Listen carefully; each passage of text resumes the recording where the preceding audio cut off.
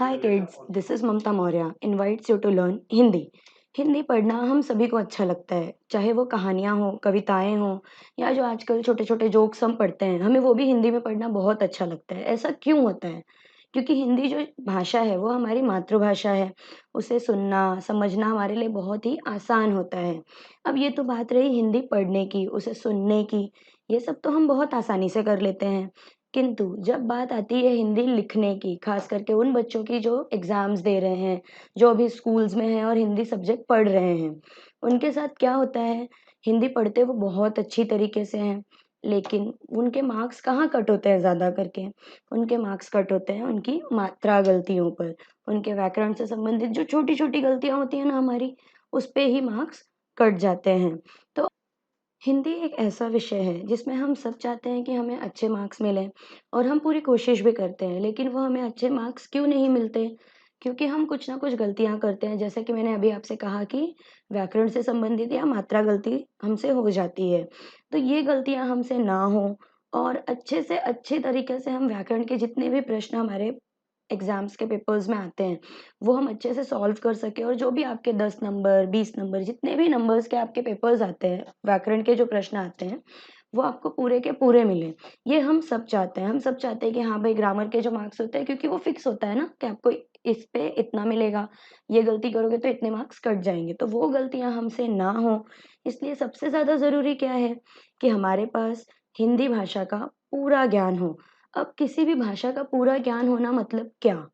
जैसे अगर मैं कहूँ कि मुझे इंग्लिश बहुत अच्छे से आती है, तो इंग्लिश सिर्फ़ मुझे बोलना नहीं है, उसमें जो ग्रामर होता है, वो भी मुझे अच्छे से आना चाहिए। उसी तरह हिंदी भाषा जब हम बोलते हैं, तो हिंदी क्या हम कैसे भी नहीं बोल सकते।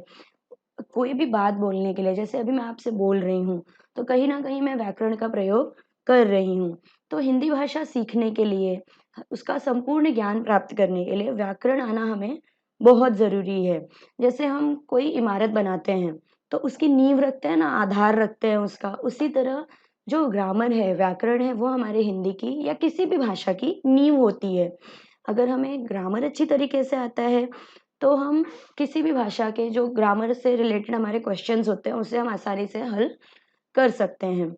तो बच्चों, आज का मेरा यह वीडियो संज्ञा पर आधारित है। अब आप कहोगे कि संज्ञा ये तो बहुत आसान है, इस पर ही क्यों? तो अब जैसे हमें कोई इमारत में सीढ़ियाँ चढ़नी है, कोई बिल्डिंग है, हमें सीढ़ियाँ चढ़नी हैं, तो हम क्या करेंगे? हम डायरेक्ट 10वीं सीढ़ी पर कदम रख सकते हैं क्या? नहीं। सबसे पहले हम पहली सीढ़ी पे जाएँगे, फिर दूसरी, फिर तीसरी, फिर चौथी। इस तरह से हम आगे बढ़ते जाते हैं। उसी तरह ग्रामर में हमें जैसे-जैसे आगे बढ़ना है, तो सबसे निचली सीढ़ी जो है, उसका ज्ञान हमें होना बहुत आवश्यक है। तो इसलिए आज हमारा यह विषय है संज्ञा। तो बच्चों आइए देखते हैं कि संज्ञा हम किसे कहते हैं? तो संज्ञा किसी भी व्यक्ति, वस्तु, जाति, भाव या स्थान के नाम को ही हम संज्ञा कहते हैं। जैसे मनुष्य, यह जाति है। अमेरिका, भारत, यह एक स्थान का नाम है, देश है ना। बचपन, मिठास, मिठास यह एक तरह का भाव है।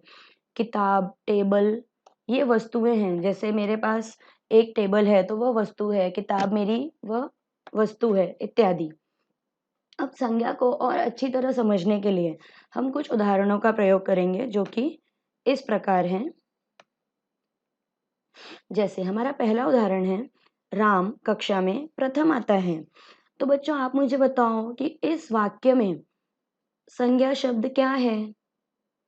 बहुत सही सोचा आपने। इस वाक्य में हमारा संज्ञा शब्द है राम। अब ताजमहल बहुत सुंदर है। अब इस वाक्य में संज्ञा शब्द क्या है? तो वह है ताजमहल। हमारा तीसरा उदाहरण है, सीता की आवाज में बहुत मिठास है। तो सीता और मिठास, सीता यह एक नाम है और मिठास यह भाव है, जो सीता की आवाज के भाव को प्रकट कर रही है। मुझे 5 लीटर तेल दीजिए। तो यह जो 5 लीटर शब्द है, यह हमें एक तरह के क्वांटिटी को बता रहा है, यह भी संज्ञा है। रेलवे स्टेशन पर बहुत भीड़ थी। तो रेलवे स्टेशन यह एक संज्ञा शब्द है, क्योंकि यह एक स्थान का नाम है। जैसे अगर मुझे कहना है कि मुझे ट्रेन पकड़नी है, तो कहाँ से पकड़नी है? मुझे रेलवे स्टेशन से पकड़नी है। और रेलवे स्टेशन पर बहुत भीड़ थी, तो भीड़ यह शब्द भी संज्ञा शब्द है। बच्चों, अब अगर हम यह सोचें कि संज्ञा बस तब उस संज्ञा के बारे में जान लिया, संज्ञा किसे कहते हैं कुछ उदाहरण देख लिए और संज्ञा का ज्ञान वहीं समाप्त हुआ, तो ऐसा नहीं है। संज्ञा यह यहाँ पर समाप्त नहीं होता। संज्ञा के बारे में और जानकारी हमें उसके प्रकारों के माध्यम से प्राप्त होगी। अभी यहाँ हमने देखा कि संज्ञा हम सामान्य रूप में संज्ञा किसे कहते हैं और उसके कुछ उदाहरण। अब संज्ञा के कुछ प्रकार भी हैं जो निम्न स्वरूप में हैं। जैसे पहला है व्यक्तिवाचक संज्ञा, दूसरा है जातिवाचक संज्ञा, तीसरा द्रव्यवाचक संज्ञा, चौथा है भाववाचक संज्ञा, पांचवा है समूहवाचक या समुदायवाचक संज्ञा। बच्चों, आज के इस वीडियो में हमने सीखा कि हम संज्ञा किसे कहते हैं और उसके प्रकार कितने हैं। कुछ उदाहरणों के माध्यम से भी हमने देखा कि संज्ञा हम किसे कहते हैं। बच्चों, आप मेरे इस वीडियो को लाइक एंड सब्सक्राइब ज़रूर करिएगा। लाइक एंड सब्सक्राइब करने पर क्या होगा, मेरे जो बाकी के आने वाले वीडियोस हैं जो मैं और अपलोड करूँगी, उसके नोटिफिकेशंस आपको मिलते रहेंगे, जिससे आपका ग्रामर का, व्याकरण का जो ज्ञान है वो और भी ज़्यादा मजबूत हो सकेगा। अब संज्ञा के प्रकारों के बारे में हम इसके अगले वीडियो में पढ़ेंगे। और हाँ, आपको आज के इस वीडियो से रिलेटेड कोई भी क्वेरी हो, कोई भी समस्या हो, तो वो आप मुझे कमेंट बॉक्स में कमेंट करके ज़रूर बताइएगा। और व्याकरण से संबंधित अगर आपको कोई और स्पेशल वीडियोस चाहिए कि नहीं मुझे संज्ञा नहीं, मुझे किसी और संकल्पना पर चाहिए, कि नहीं संज्ञा नहीं, मुझे और दूसरे व्याकरण के विषयों पर चाहिए, तो आप मुझे वो भी कमेंट बॉक्स में कमेंट करके बताइएगा। मैं पूरी कोशिश करूँगी कि मैं उस पर भी वीडियो जल्द से जल्द बनाकर अपलोड कर सकूँ।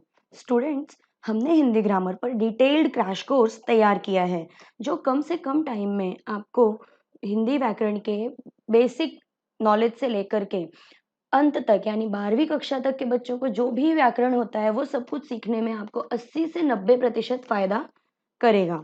और यह क्रैश कोर्स क्लास 6 से लेकर के क्लास 12 तक के बच्चों को ध्यान में रखकर बनाया गया है। इस कोर्स का रजिस्ट्रेशन स्टार्ट हो चुका है।